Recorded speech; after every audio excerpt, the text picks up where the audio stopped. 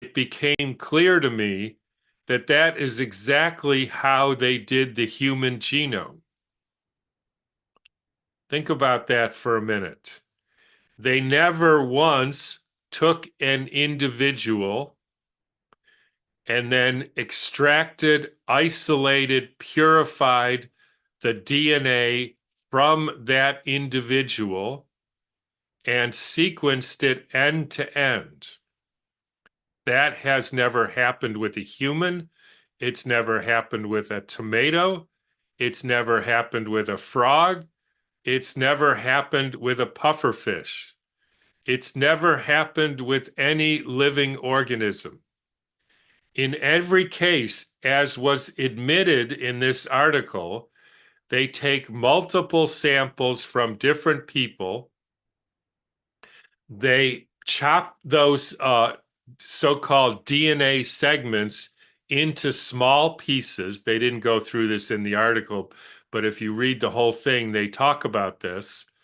And then if you go read how they do it, they take all those different samples, chop them up into little pieces, put in rules into the computer to how to reassemble these little pieces into an entire genome.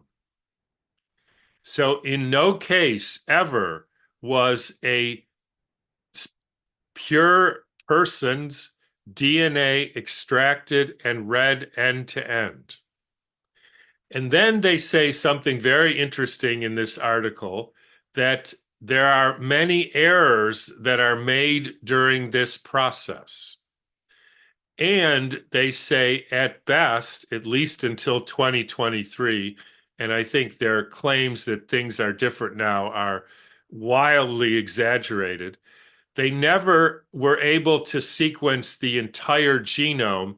They always had at least 8 to 10%, which was never able to be sequenced, ever. So we have the admission of mistakes, and that some parts of it were just too complicated or too repetitive or too something. They didn't work with the algorithms they plugged into the computer, so they couldn't come out with the entire genome. At best, they had 8 to 10% of it, which was unable to be read. Now, let's think about that for a minute. If you never had a DNA extracted, purified from a single individual that you could read end to end to say this is the reference or the standard genome. If you do it in the way that I just described, which is exactly the way they do it for viruses, and they never come out with, so we assemble the genome and this is what we got. As you know, they assemble the genome and they have over 300,000 or so different possibilities, and then they take their best guess based on God knows what as to which one is actually the correct genome. So it turns out it's exactly the same thing here. They put all these different samples of DNA. I mean, isn't the DNA supposed to be different from every person? Isn't that why I'm different than Uncle Harry down the street or the next person down the next block? Isn't it because we have different DNA? So you mix all those together, you chop them into little pieces, you put rules into the computer, and then it assembles 100,000 or a million or 500,000 different possibilities. How would you ever know which is the right one? And how would you ever know what the error rate is? Now, this may be hard for some people to understand, so let me give you an example. Let's say you have a book. Let's just take something like War and Peace. It's so like 500 pages and it's got all these sentences and words and paragraphs and chapters, etc.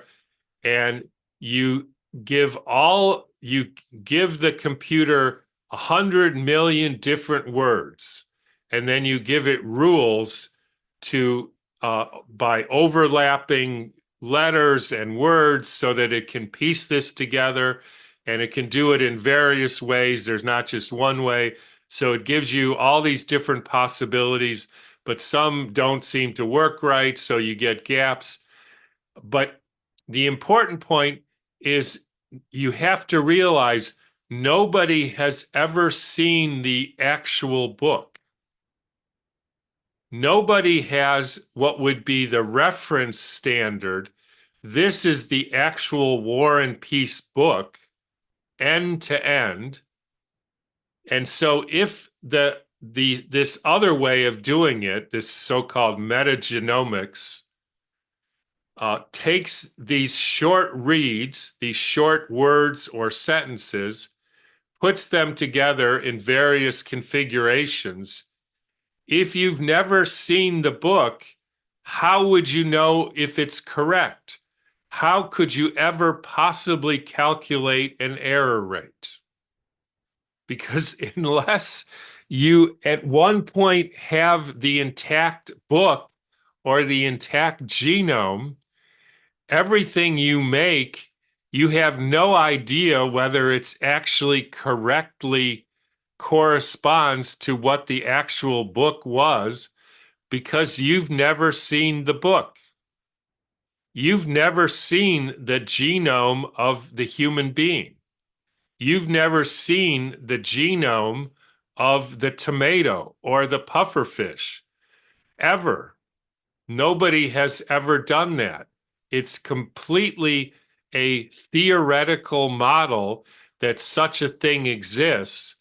All you were able to do is chop up what you're calling little pieces of DNA and then make up rules to assemble them based on overlapping segments into a variety of possible configurations.